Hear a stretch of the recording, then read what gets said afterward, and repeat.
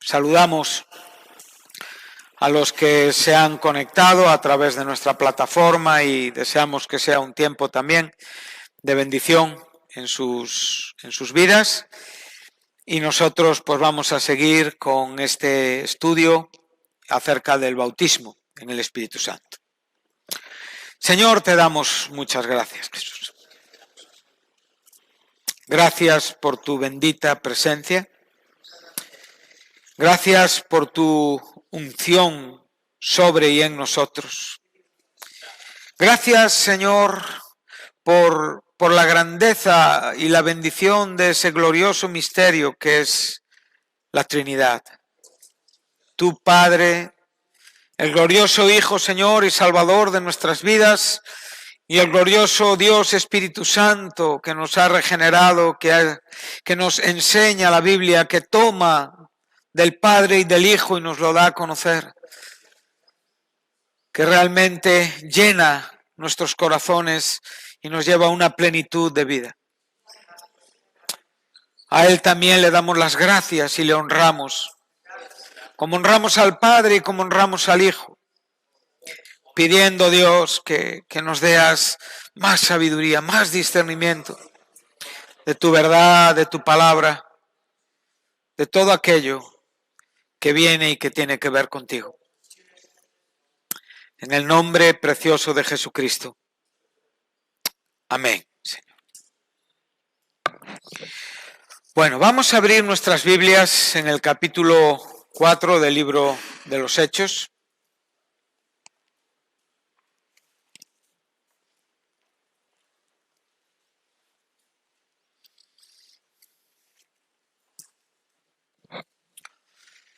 Y ahí vamos a estar en el contexto entre el versículo 23 y el versículo 32.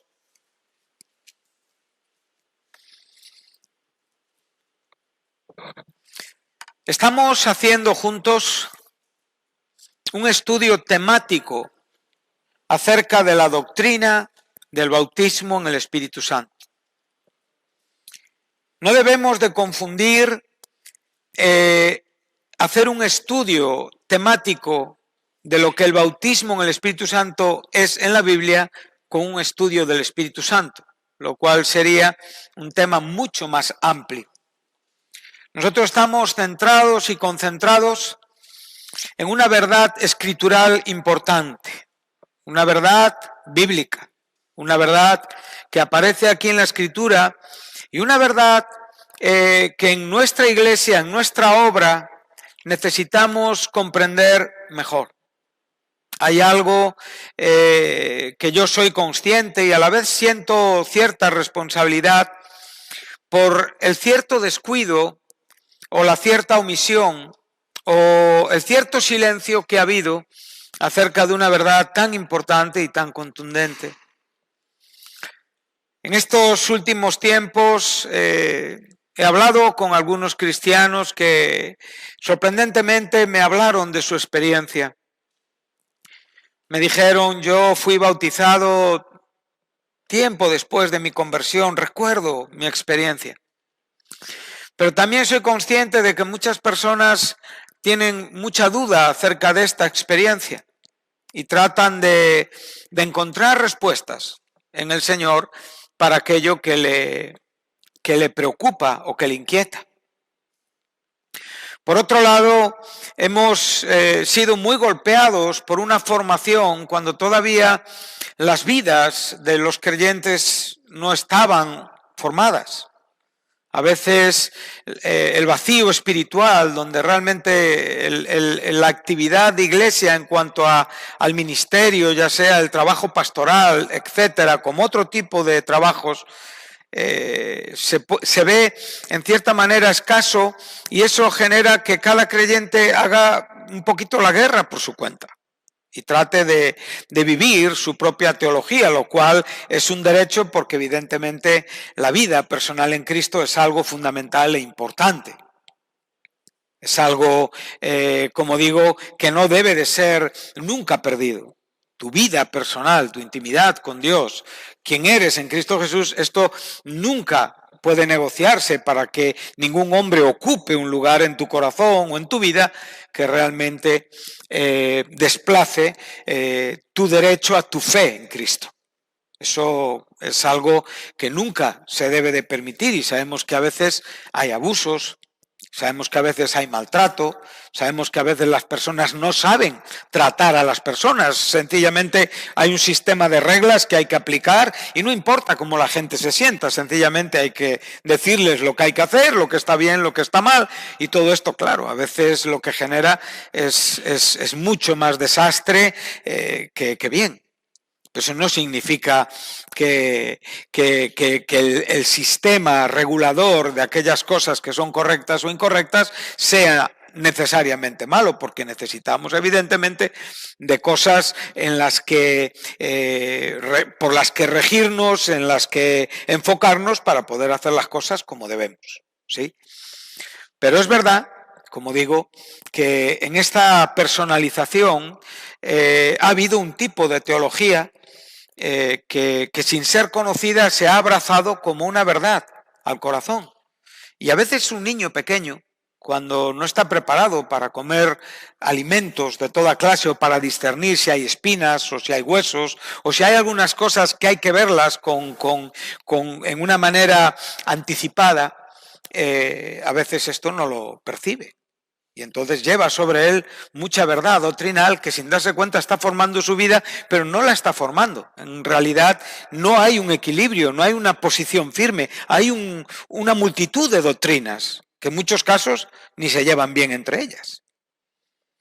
Hoy hablábamos de esto entre nosotros y veíamos la importancia de que cuando uno abre el corazón a la formación, ya sea, casi siempre es la formación rápida buscando ese efecto en cuanto a literatura, en cuanto a muchos medios que hoy están a nuestra disposición en Internet, donde realmente estamos abriendo el corazón sin darnos cuenta del valor que tiene nuestra iglesia.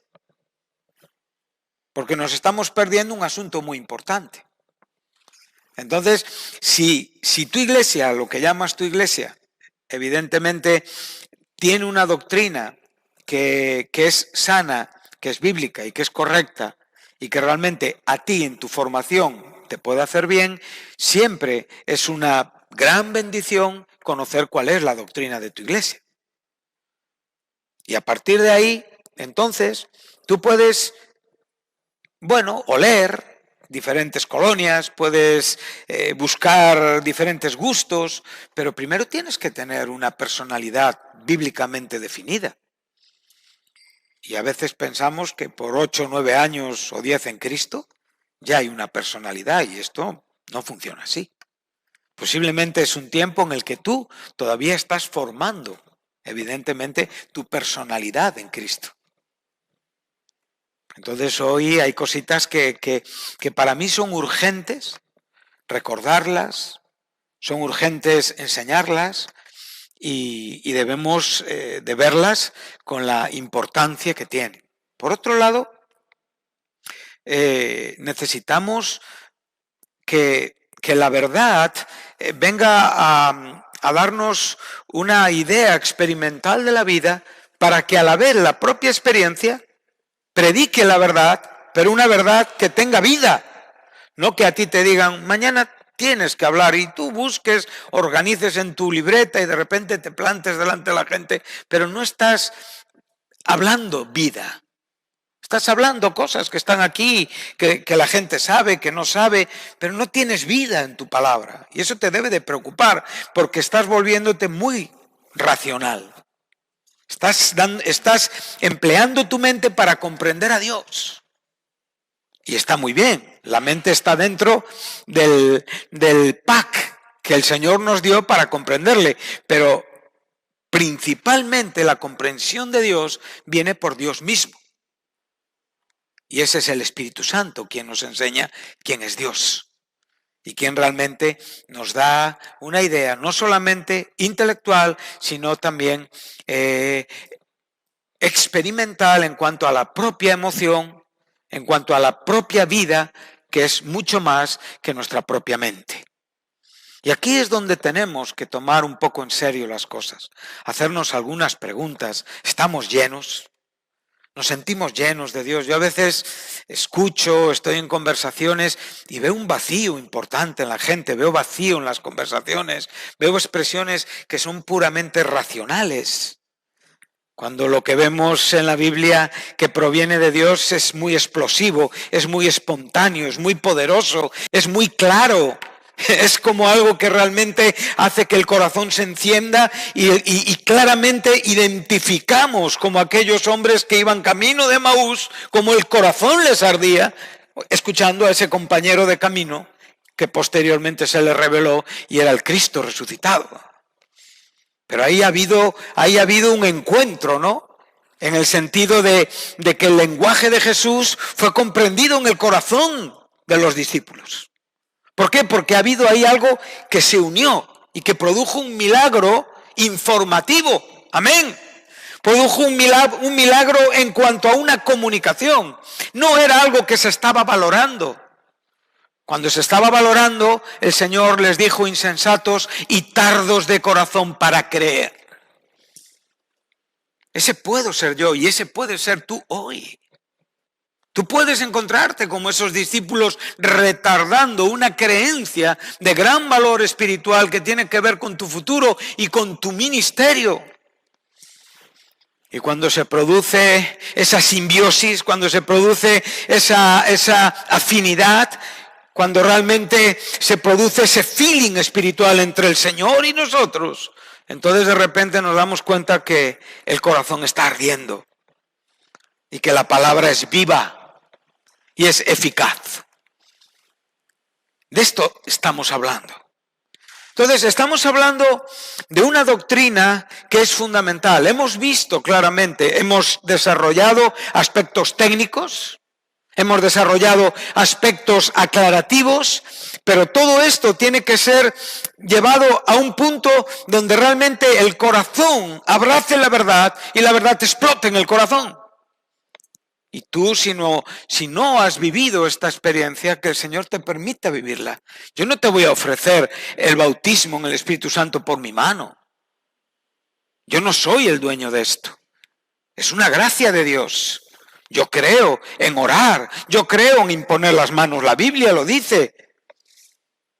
Pero fundamentalmente y principalmente creo que es una gracia de Dios, es un don de Dios que el Señor da a aquellos que realmente creen y esperan en las promesas que hay en su palabra. Y a esto me estoy refiriendo. Entonces, aquí tenemos que ver la realidad del calor que hay en nuestro corazón, la información y la desinformación. Muchas cosas que evidencian y muestran que el cristianismo que vivimos no es tan efectivo. Y esto es lo que me tiene que preocupar, a mí, a cada uno de nosotros. Amén.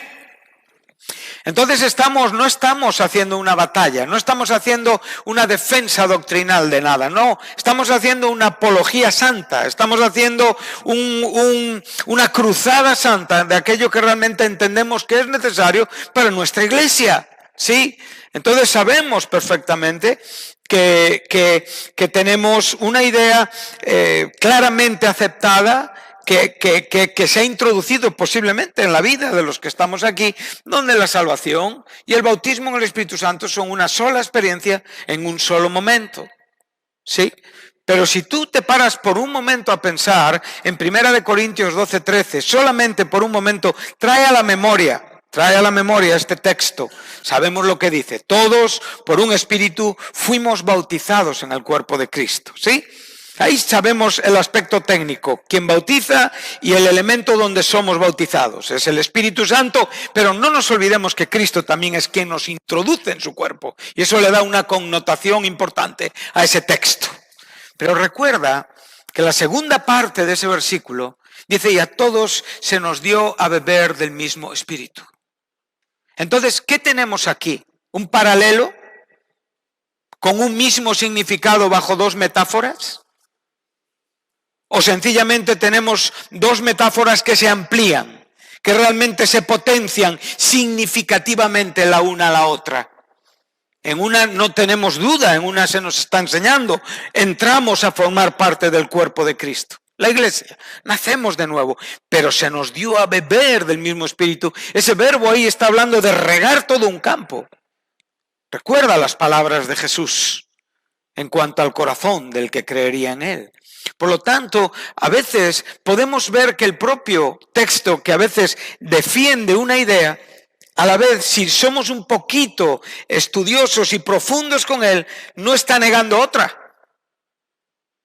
Esto es importante, porque aquí no estamos hablando de 1, 2 y 3, son 6. No estamos hablando de 2 más 2, dan 4.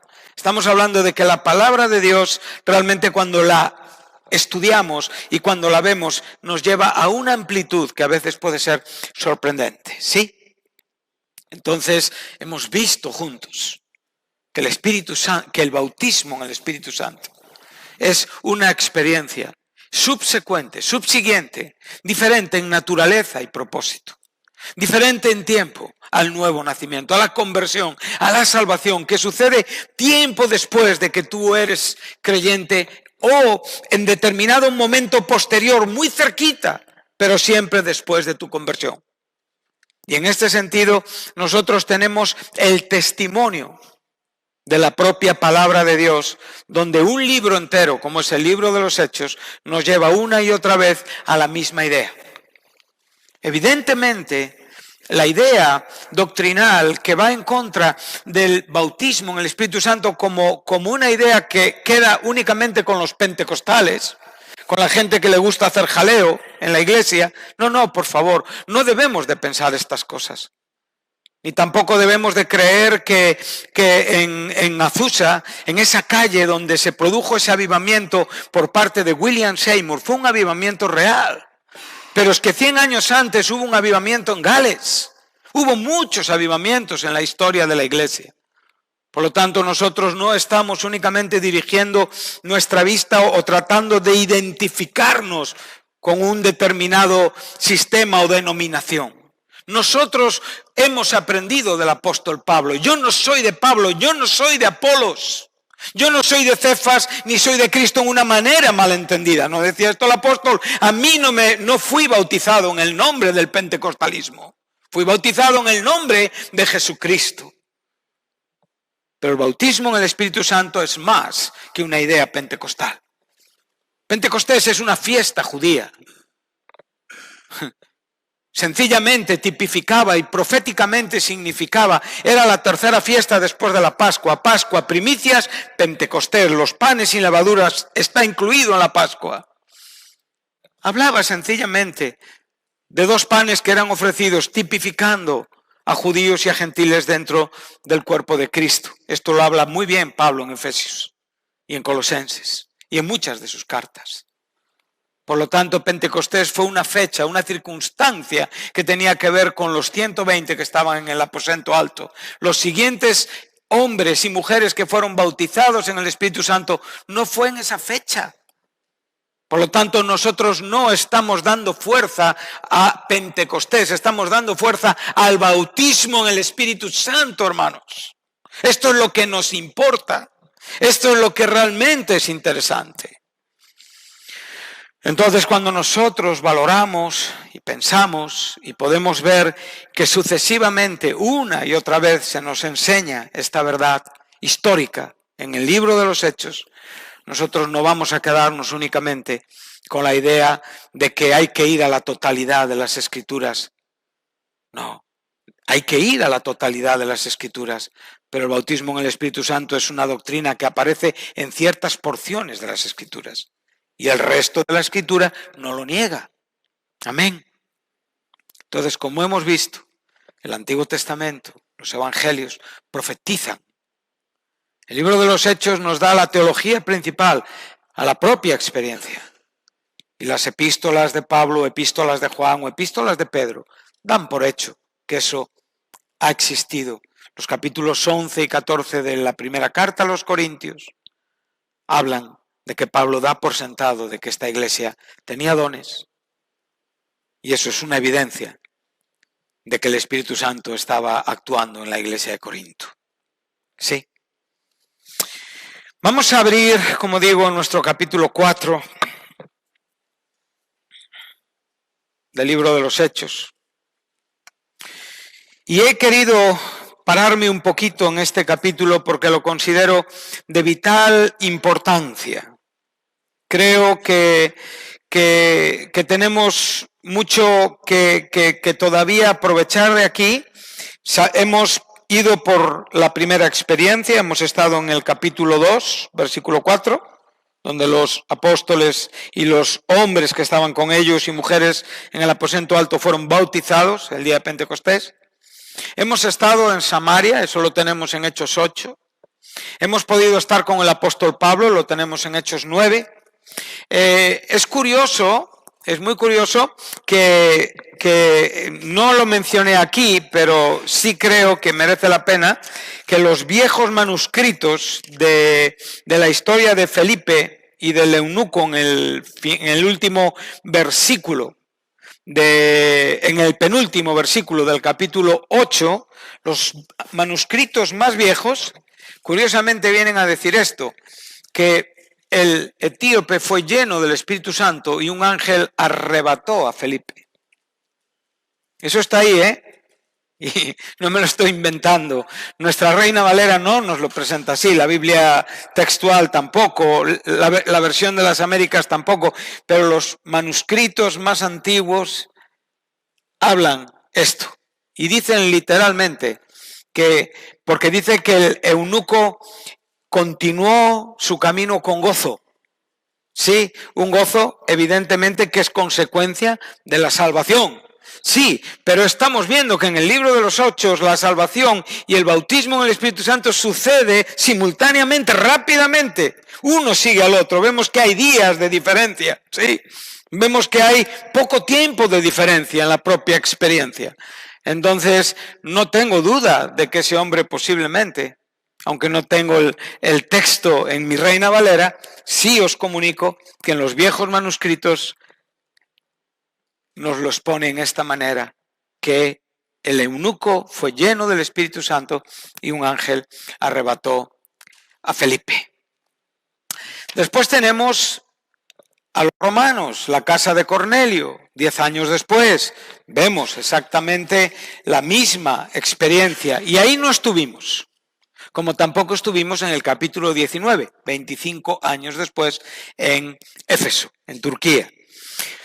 Hoy tendríamos que llegar, evidentemente, al capítulo 19, pero me pareció bien pararnos un poquitín en este capítulo 4 del libro de los Hechos. Vamos a leer. Dice así: y puestos en libertad, vinieron a los suyos y contaron todo lo que los principales sacerdotes y los ancianos les habían dicho. ¿Quiénes fueron puestos en libertad? Pedro y Juan, ¿sí? Son los que nos venimos ya de un contexto anterior. Y ellos, habiendo oído, alzaron unánimes la voz a Dios y dijeron: soberano Señor, tú eres el Dios que hiciste el cielo y la tierra, el mar y todo lo que en ellos hay. Citan dos citas del Antiguo Testamento, Éxodo 20 y el Salmo 146, verso 6, que por boca de David tu siervo dijiste. Ahora van a citar el Salmo 2, ¿por qué se amotinan las gentes y los pueblos piensan cosas vanas? Se reunieron los reyes de la tierra y los príncipes se juntaron en uno contra el Señor y contra su ungido, contra su Cristo, porque verdaderamente se unieron en esta ciudad contra tu santo Hijo Jesús, a quien ungiste. Herodes, Poncio Pilato con los gentiles y el pueblo de Israel. Aquí vemos toda la representación mundial, política, religiosa, todo el sistema humano, el mundo en contra de nuestro Señor, para hacer cuanto tu mano y tu consejo habían antes determinado que sucediera. Pedro esto ya lo había aclarado en el capítulo 2 de Hechos, versículo 23.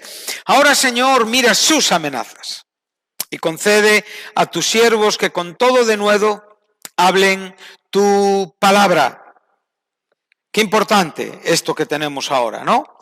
Vemos que los creyentes se encuentran en un momento donde ellos comprenden la dificultad. Ellos no están triunfalistas. Ellos están contemplando la victoria, la confianza, la fe que tienen, pero se dan cuenta de que lo que tienen que confrontar requiere una vida poderosa en Cristo, una vida poderosa en fe. Requiere unos recursos que no vienen de ellos mismos, que vienen de lo alto. Y claramente dice, para que hablen tu palabra. O sea, eso es lo que un predicador tiene que hacer, hablar la palabra de Dios, no lo que él entiende en la palabra de Dios. Entonces vemos que este deseo es una oración. El verso 30 dice, mientras, o sea, como consecuencia de la predicación de tu palabra, tú extiendes tu mano. Esto es un hebraísmo. Aquí podemos ver un antropomorfismo, o sea, estamos viendo a Dios con una capacidad humana, una acción humana, extendiendo su brazo, lo cual lo encontramos en el Antiguo Testamento constantemente. El poder de Dios, el brazo de Dios, ¿sí? Entonces dice, mientras tú extiendes tu mano para que se hagan sanidades, señales, prodigios, mediante el nombre de tu santo Hijo Jesús. Verso 31. Y cuando hubieron orado, el lugar en que estaban congregados tembló, y todos fueron llenos del Espíritu Santo. Y como consecuencia de la experiencia vivida, hablaban con valor, con denuedo, la palabra de Dios. Observamos que la petición tiene que ver con el denuedo al predicar la palabra. Y la acción de Dios es llenarlos con su Espíritu Santo para que puedan predicar con denuedo la palabra. O sea, esta llenura del Espíritu Santo es fundamental en la propia vivencia y en la propia oración que aquí se está haciendo al Señor. Amén. Entonces se observa que aquí estamos ante una circunstancia que cuando la observamos guarda un paralelismo y una igualdad con el capítulo 2 y el versículo 4 de los Hechos. ¿Qué estaba pasando en el capítulo 2, en el versículo 4? Estaban orando, ¿sí? Sabemos que ese es nuestro punto de partida. Sabemos que el Señor marcó un punto de partida, una experiencia, digamos, piloto, una experiencia primaria. Fue la primera vez en que se experimentó el bautismo en el Espíritu Santo. Y de esto hablaremos, porque a veces tenemos muy mezclado lo que en el Antiguo Testamento es lleno con lo que en el Nuevo Testamento es lleno. ¿Sí? Hay una línea profética lineal y hay una línea profética escatológica. Y hay que diferenciarlas. Y estas cosas hay que entenderlas. Y estas cosas hay que explicarlas. Amén. ¿Sí o no? De esto hablaremos. No os preocupéis. Entonces, vemos que hay un paralelismo. Y ese paralelismo es que en esta primera experiencia esos 120 que estaban en ese aposento alto están orando, están unánimes. Y de repente viene ese viento recio que llena toda la casa y todos fueron llenos del Espíritu Santo, cayendo sobre sus cabezas lenguas de fuego y, como digo, hablando en otras lenguas según el Espíritu Santo les daba que hablasen. Aquí lo que estamos observando es la consecuencia de que hay una predicación valiente. Pero la oración no solamente es una predicación valiente. La oración tiene que ver con sanidades, la oración tiene que ver con señales y la oración tiene que ver con prodigios y con milagros mediante el nombre del Santo Hijo Jesús. Ahora, la gran pregunta es, ahora nos encontramos ante una importante pregunta. ¿Quién fue o quiénes fueron bautizados en el Espíritu Santo?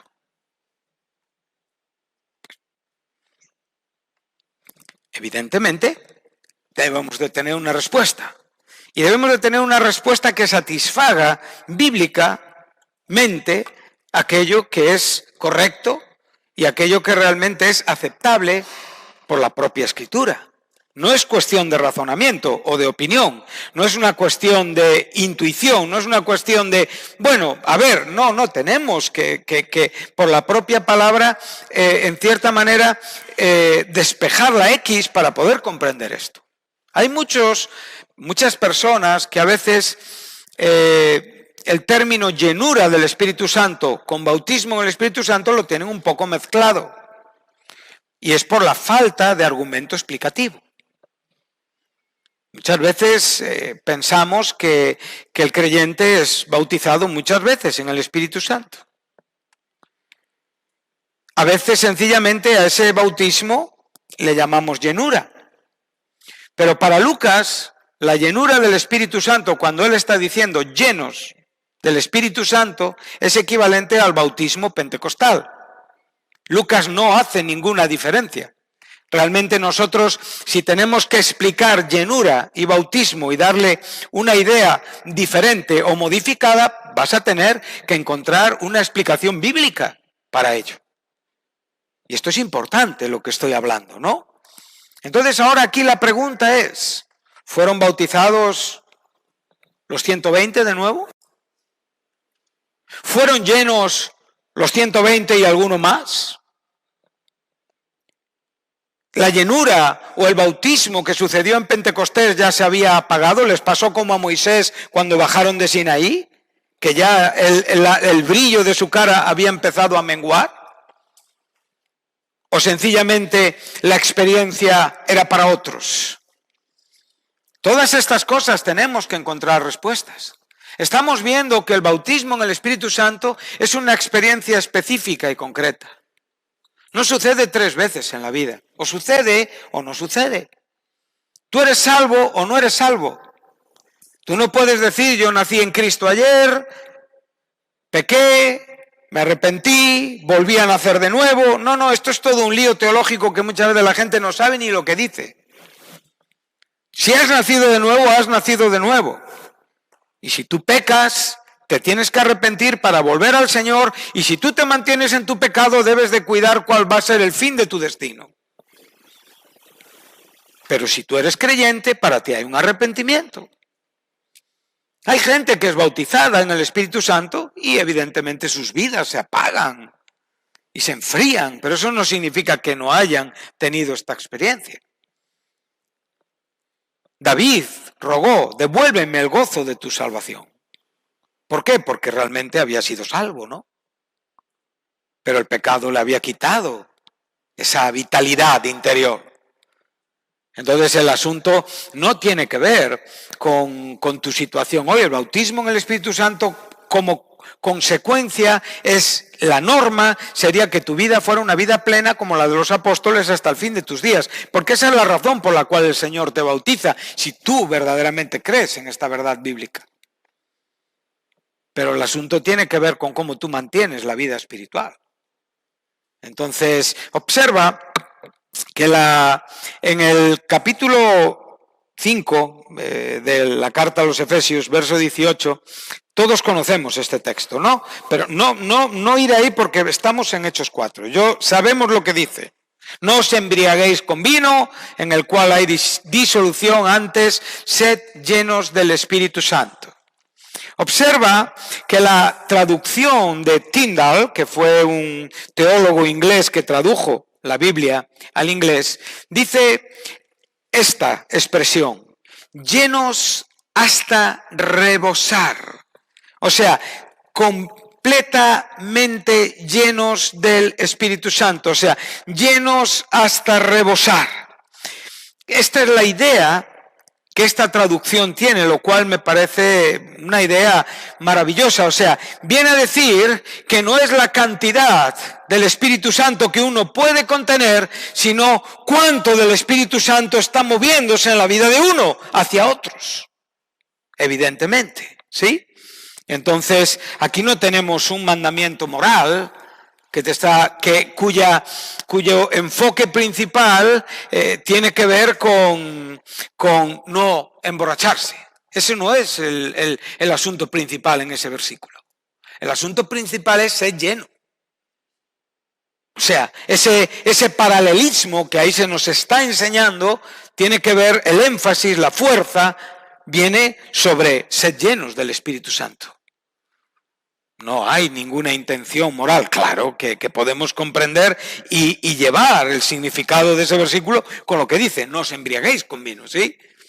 Pero la idea es que seas lleno del Espíritu Santo. Claro, pero ¿lleno cómo?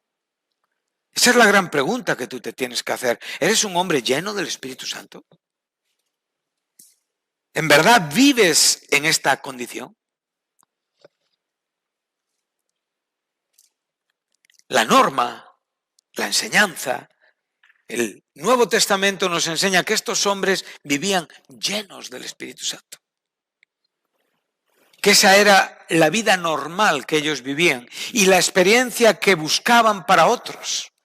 O sea, la conversión y el bautismo era algo que ellos habían entendido y que realmente todos realmente la iban a experimentar y la iban a vivir. Todos aquellos que creyeran. Entonces, cuando llegamos a este capítulo 4 de Hechos, podemos ver 3 textos que nos van a dar una idea importante. Hechos 2:41, Hechos 2:47 y Hechos 4:4.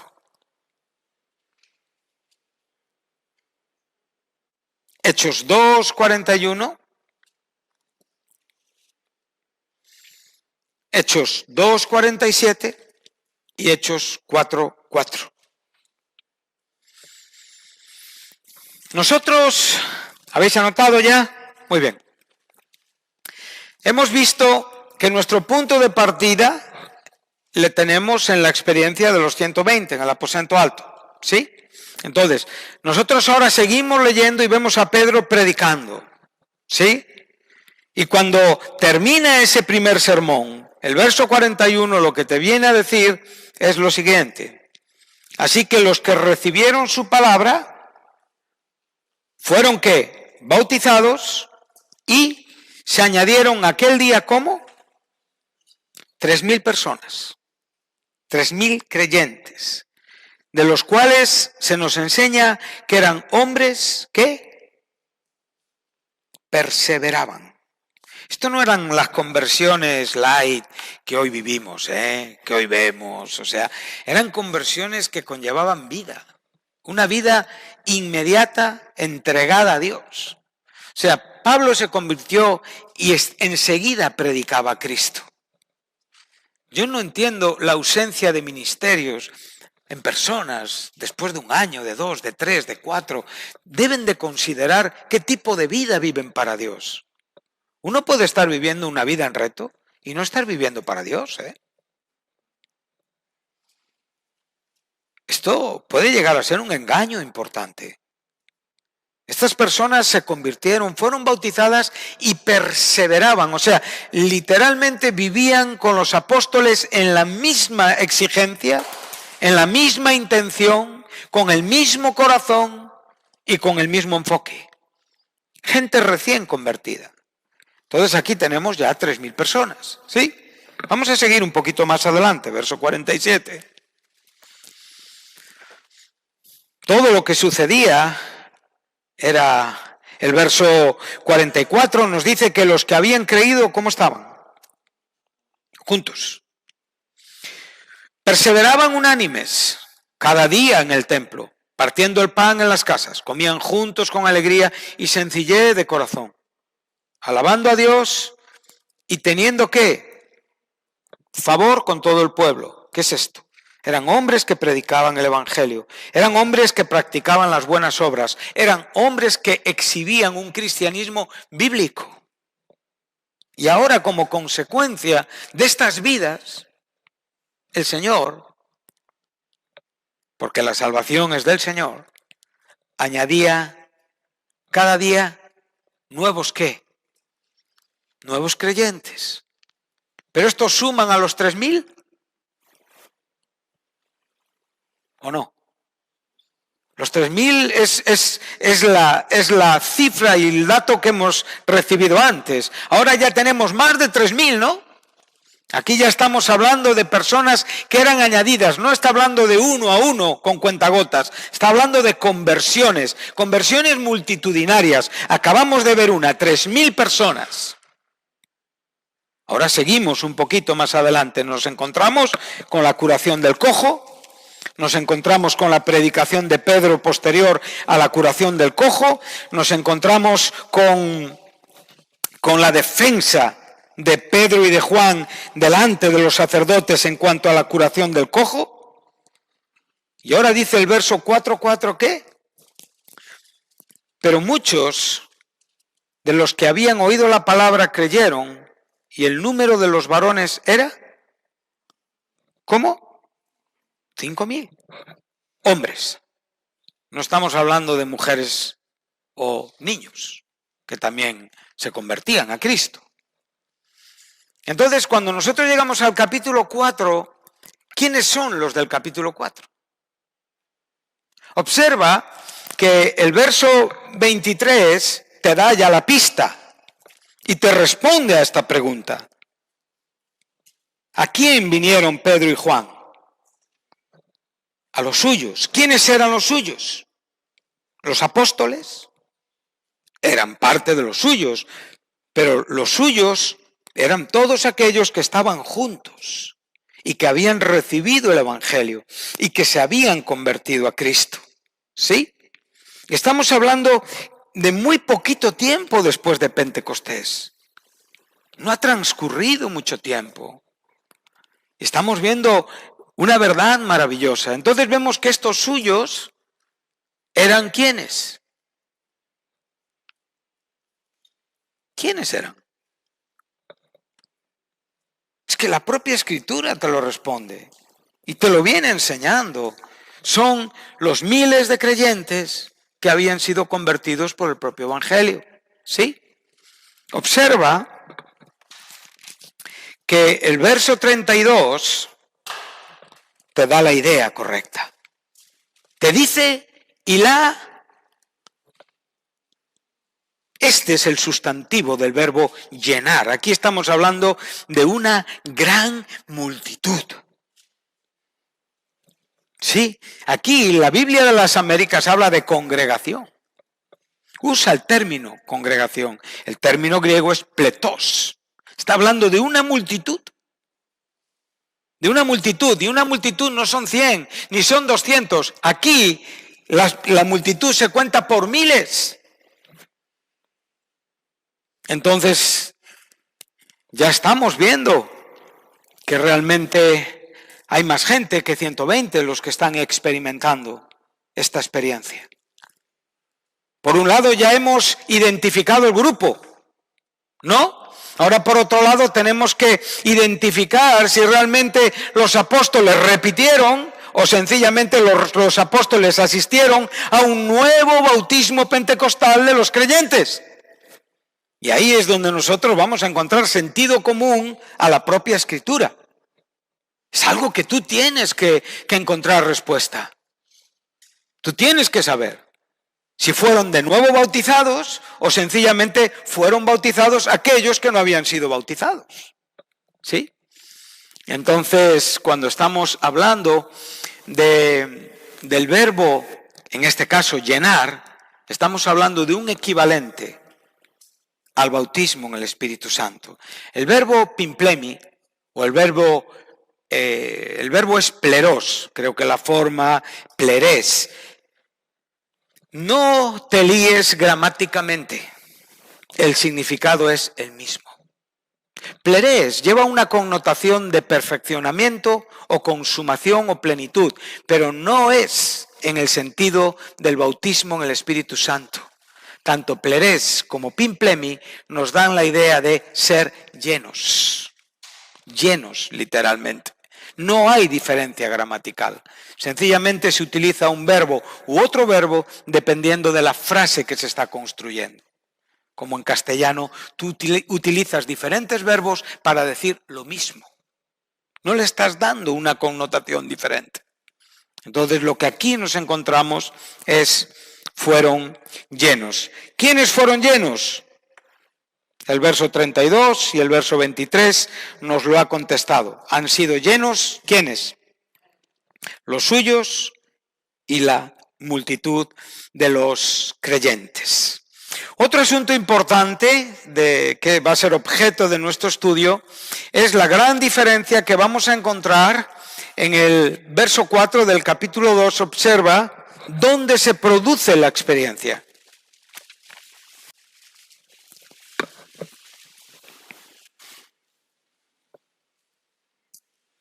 Ahí se nos dice que la experiencia se produce en una casa. Ikos es la palabra que tenemos aquí.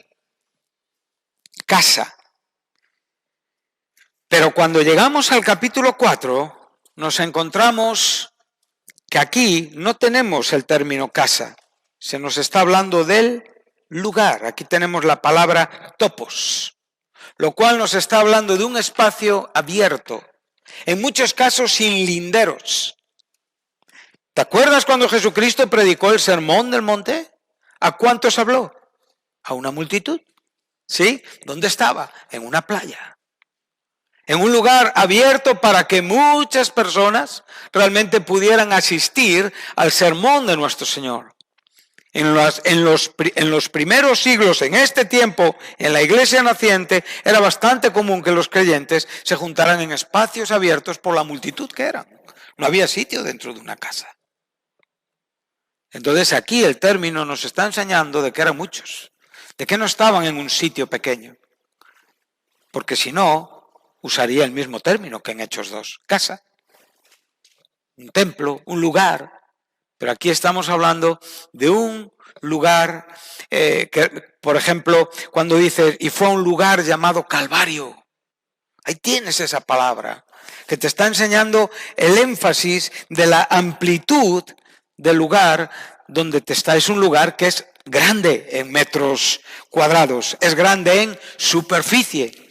Entonces aquí ya tenemos otro dato bastante importante a nivel gramático. ¿Sí?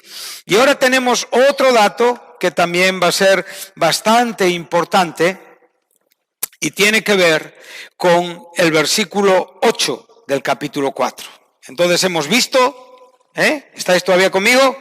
Hemos visto quiénes, hemos visto la diferencia de la casa y del lugar, y ahora realmente tenemos que empezar a comprender si aquí ha habido un rebautismo o sencillamente aquí ha habido un bautismo sobre aquellos que no habían recibido el bautismo en el Espíritu Santo. Observa el verso 8 del capítulo 4. Y ahora yo te pregunto, ¿cuántas veces fue bautizado Pedro?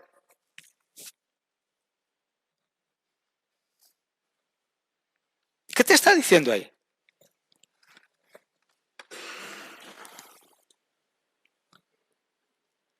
¿Perdón? Es el mismo verbo, que tenemos en el capítulo 4 y en el capítulo 2. Estamos hablando del mismo verbo. No estamos hablando de un adjetivo ni de un sustantivo. Estamos hablando de un verbo. Ahora, mi pregunta es, ¿cuántas veces fue bautizado el apóstol Pedro? En Pentecostés, en el verso 8 y en el verso 31 del capítulo. 3 veces fue bautizado en el Espíritu Santo. Aquí tenemos una situación que nos crea una anomalía, ¿no?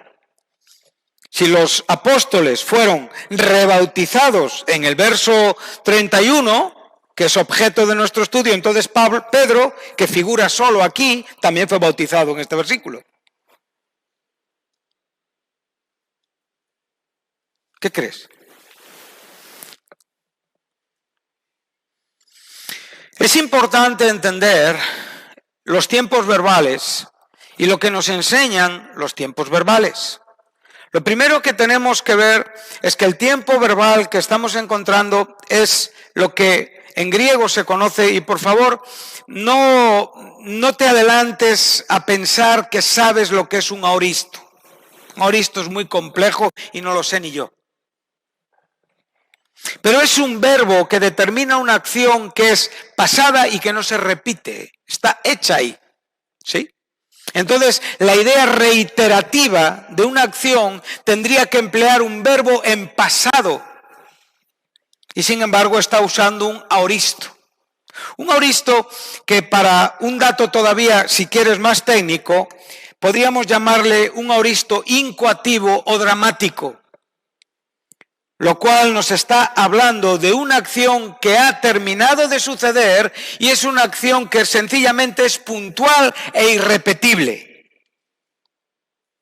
Entonces, cuando estamos viendo lo que Pedro nos está enseñando, Lucas, acerca de Pedro, nos está hablando de la propia condición de Pedro que ya tenía desde el capítulo 2, versículo 4, el día que fue bautizado, el día de Pentecostés. Y esto estuvo con él hasta este capítulo 4. Él era un hombre bautizado en el Espíritu Santo. Supongo, evidentemente, que la experiencia espiritual que vivieron los creyentes, él no podía dejar de sentir lo que estaba pasando, ¿no? Pero es como si hoy el Señor derrama su presencia aquí entre nosotros y hay gente que no ha sido bautizada. Yo no voy a ser bautizado, yo he sido bautizado en el Espíritu Santo. Pero eso no significa que no sienta a Dios. Eso no significa que mi corazón no esté evidentemente lleno. No significa que mi corazón en ese momento no se esté llenando de lo que está pasando. Pero eso no significa que estoy siendo bautizado en el Espíritu Santo. ¿Sí? Entonces aquí tenemos este dato que es fundamental. El verso 8 en el capítulo 4 determina evidentemente que Pedro no fue bautizado 3 veces, Pedro fue bautizado evidentemente una vez. Amén. Otro punto importante está en el capítulo 7 del libro de los Hechos, versículo 55. Hechos, os voy a dar los textos para que los anotéis. Hechos 13, 52. Hechos 6.3, Hechos 3.2 y Hechos 17.24.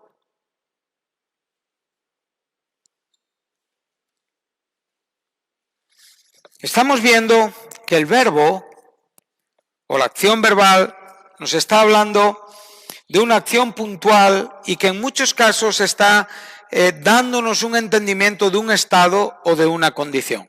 ¿Sí? Entonces ahora vamos a leer algunos textos para tratar de ejemplizar, de evidenciar lo que estamos hablando, usando la Biblia, usando la Biblia. Vamos allá. Hechos 7, versículo 55. Al final de la vida de Esteban. Pero Esteban, ¿qué dice ahí? Lleno. Ahí tienes un adjetivo. Ahí tienes el término plerés. Es el adjetivo del verbo pleros, del cual estábamos hablando. Pero aquí tenemos el adjetivo.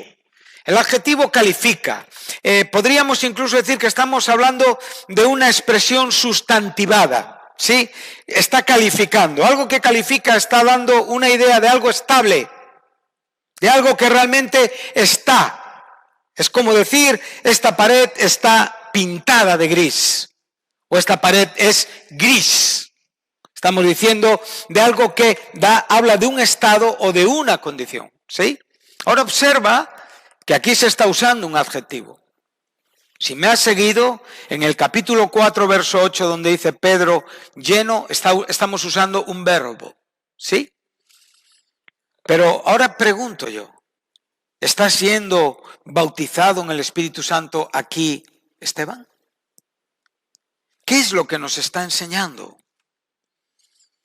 Vamos un poquito hacia atrás al capítulo 6. Nos vamos a encontrar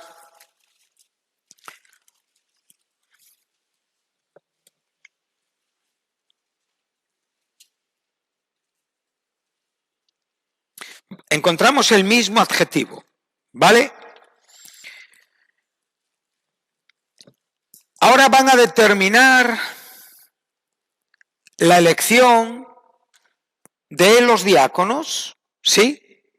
Y en las características de los diáconos, los 12 determinan que debían de ser hermanos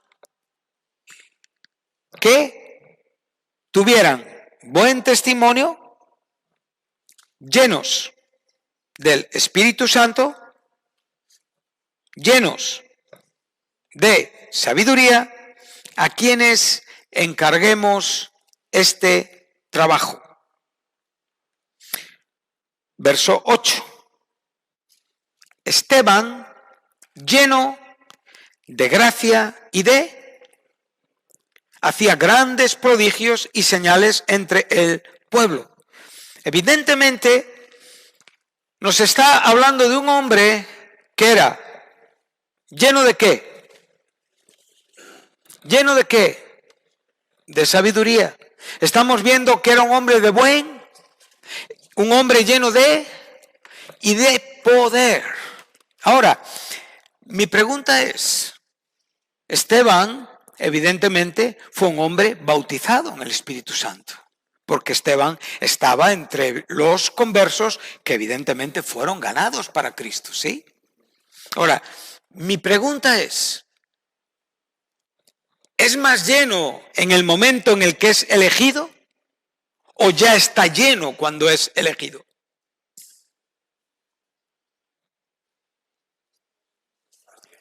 Bien, y esa plenitud de vida va ¿hasta dónde? Hasta su mismo martirio. O sea, lo que estamos viendo es que el bautismo en el Espíritu Santo es una experiencia que nos otorga una plenitud espiritual de vida con un propósito bien definido y con unas consecuencias y unos frutos bien definidos. O sea, estos hombres habían llegado a tener una intensa relación con el Espíritu Santo en sus propios corazones y eso producía sabiduría, eso producía gracia, eso manifestaba poder, amén, eso producía un buen testimonio, pero era lo que ya existía en sus vidas. Por lo tanto, este era el equilibrio correcto. Por eso el adjetivo tiene sentido, porque el adjetivo lo que está dando es un sentido de estado o condición. Yo soy lleno del Espíritu Santo. Pedro era un hombre lleno del Espíritu Santo. Esteban era un hombre lleno del Espíritu Santo. Felipe era un hombre lleno del Espíritu Santo. Vamos a seguir, vamos a ir a Hechos 13 y estamos terminando ya,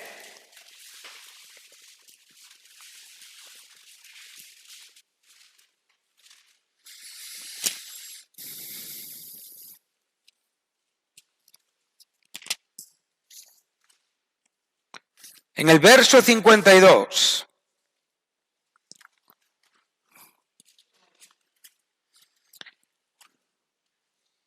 Esta es la única vez que el verbo plero aparece en el libro de los Hechos. Siempre el verbo es pimplemí. Y ahora nos dice, y los discípulos estaban llenos de gozo y, aquí tenemos en la versión de las Américas, completamente llenos. Estamos viendo la misma figura gramatical que encontramos en la vida de Pedro. Se nos está hablando de un verbo y sin embargo se nos está enseñando un estado que es la consecuencia de haber sido bautizado en el Espíritu Santo. Amén. Ahora vamos a poder mostrar esto que estamos hablando por medio de dos textos que nos van a enseñar el asunto que estamos estudiando juntos. Hechos 3:2 y Hechos 17:24.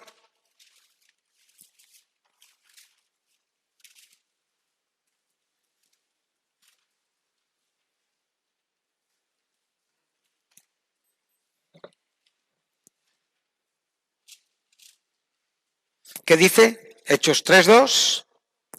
¿De quién nos habla? Del cojo. José Carlos, estás equivocado, pero este no fue lleno del Espíritu Santo. Dice, y era traído un hombre cojo de nacimiento. Bien, observa esa frase, cojo de nacimiento. Ahora vamos a Hechos, al capítulo 17, versículo 24.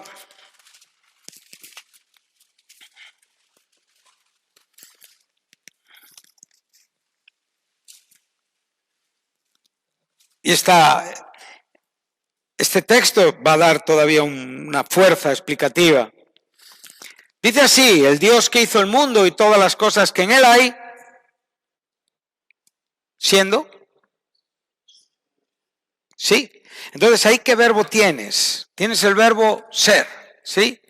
Aquí tenemos, evidentemente, en estos adjetivos, nosotros no lo encontramos en nuestra traducción, pero el verbo ser está al lado de estos adjetivos. Podríamos decir de Esteban, quien está lleno, ¿sí? Aquí lo que podemos ver es que el Señor, ¿siendo qué? ¿Empezó a ser Señor en este versículo? ¿O ya era Señor antes de este versículo? ¿Siempre fue Señor? ¿El cojo fue cojo cuando fue traído a la puerta de la Hermosa o era cojo ya? Evidentemente, tanto Esteban como Felipe como Pedro eran hombres que ya habían sido bautizados y como consecuencia estaban llenos. ¿Quién estaba lleno del Espíritu Santo? Por lo tanto, este adjetivo va acompañado de este verbo estar o ser, que nos indica la condición, evidentemente, y la propia posición. Amén. Entonces, ahora, la gran pregunta es, ¿fueron bautizados todos? ¿Fueron bautizados los creyentes? Esa pregunta debe de tener una respuesta. Por lo que acabamos de enseñar, en Hechos 4:31, todos los que fueron llenos fueron aquellos que se habían convertido. Fue la segunda experiencia pentecostal. El Espíritu Santo bautizó a los creyentes que habían creído, a la multitud de creyentes. Y los apóstoles ya habían sido bautizados. Como consecuencia, eran hombres llenos del Espíritu Santo. Tenemos que tener mucho cuidado cuando estamos jugando con llenuras y con bautismo en el Espíritu Santo. El bautismo en el Espíritu Santo es una experiencia específica, concreta y clara. Sucede una vez, no se vuelve a repetir. Las llenuras tienen que ver con otra cosa. Entonces, hablaremos, evidentemente, pero no podemos confundir llenura con bautismo en el Espíritu Santo, en la manera en la que hoy se está exponiendo, porque puede ser terriblemente confuso. El bautismo en el Espíritu Santo conlleva la llenura del Espíritu. Por eso Lucas no hace diferencia. Cuando dice han sido llenos del Espíritu Santo, viene a decir han sido bautizados en el Espíritu Santo. ¿Sí? Entonces no es que Pedro fue lleno en Pentecostés, fue lleno en la siguiente experiencia, fue lleno en la siguiente experiencia. No. Pedro fue bautizado y después, como consecuencia de esta vida, un hombre vive una vida espiritual. Una vida con Dios, una vida llena de Dios, una vida con frutos del Espíritu Santo, una vida con manifestaciones. Esto es lo que tenemos que buscar, esto es lo que tenemos que ver, esto es lo que tenemos que comprender para nosotros mismos. Tenemos que salir de la aridez, de la frialdad, de los cementerios espirituales donde hoy muchos creyentes están poniendo sus vidas y sus pies, donde no hay vida ninguna. Son huesos secos como esa visión que tuvo Ezequiel de Israel. No hay vida, todo es razonable, todo es mental, no hay nada abierto a la sorpresa, nada Dios va a hacer hoy, pero ¿qué Dios es en el que creemos? Fue un Dios que llenó a estos hombres y estos hombres fueron auténticos baluartes del Evangelio, hasta la muerte. Hasta la muerte. Su vida era un constante ascender. Su vida era un constante evidenciar que Dios estaba con ellos, que vivían con Dios, que se relacionaban con Dios, que amaban a Dios. Y como consecuencia la vida que venía en cuanto a lo que cada uno tenía que vivir era algo para bendecir a otros. Al contrario de lo que muchos viven hoy. Nos casamos para vivir para nosotros. Busco un novio para mejorar mi propia vida. Soy cristiano sencillamente para tener un sitio dentro de la iglesia que tiene que ver conmigo mismo. Por favor, esto es un error de teología. Esto lleva una connotación egoísta. Si algo hace el bautismo en el Espíritu Santo es que dirige nuestras vidas a una entrega, a una valentía, a un denuedo, a una fe, a un deseo, a una acción que realmente desafía todo lo desafiable. Estos hombres fueron capaces de plantarse delante del sistema poderoso militar religioso y decirles: no tenemos miedo a ninguno de vosotros, porque lo que había en ellos, quien estaba en ellos, era mucho más poderoso que el mundo. Y esto es lo que tenemos que pensar. Y esto ha sido una verdad y una gracia para la vida de muchos creyentes, como lo quiere, como debe de ser para ti, si tú todavía posiblemente ni has pensado en esto. Igual has vivido en una nevera cristiana por muchos años. Igual es tiempo de que realmente tengas un encuentro espiritual para el bien y la bendición de tu hogar, de tu casa, de tu familia, de tu ministerio. Pedro estaba casado y no fue un problema su esposa. Le vemos predicando hasta la muerte. Que yo sepa, estaba casado, ¿no? Sabemos que tenía suegra, ¿no? Y sabemos que Pablo dijo: yo podía llevar también una esposa conmigo, como lleva Pedro, ¿o no? Entonces, tenemos argumentos. Nada de lo que tú estás viviendo es un impedimento para andar con Dios. Tú lo has hecho un impedimento. No conviertas la bendición en lo que apaga tu vida en Cristo. ¿Estás creciendo? ¿Estás prosperando en el Señor? ¿Eres un hombre que tu sombra manifiesta el poder de Cristo? ¿Es un hombre, eres una mujer, un hombre que la gente ve esas consecuencias maravillosas de que la tercera persona de la trinadeidad de Dios está rebosando en tu vida? Estas son las cosas importantes. Qué maravilloso, ¿verdad? ¿Te puedes imaginar? ¿Cuántos eran? ¿Cuántos eran? Todos predicando con denuedo la palabra de Dios. Viendo cómo Dios extendía su mano, sanaba, hacía milagros. Estoy deseando escuchar hermanos y hermanas que me cuenten y que nos cuenten cómo fueron bautizados en el Espíritu Santo.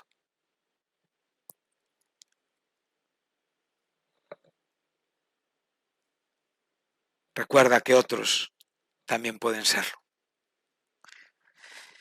Y si